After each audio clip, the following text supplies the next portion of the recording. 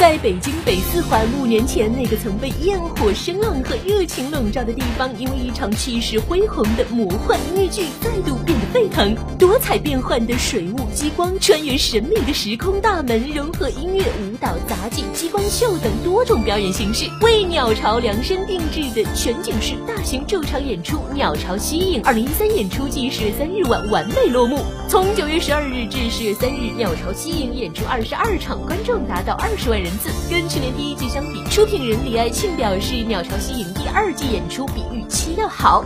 就是如果跟去年比呢，应该说，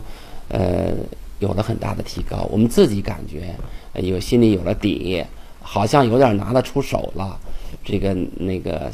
事实上反应也不错，应该要跟去年比。去年我说我们60分，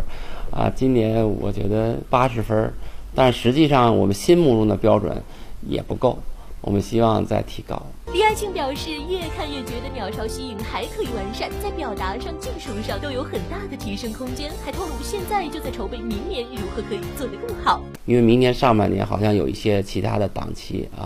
都已经安排了，这样呢就是可确保明年下半年，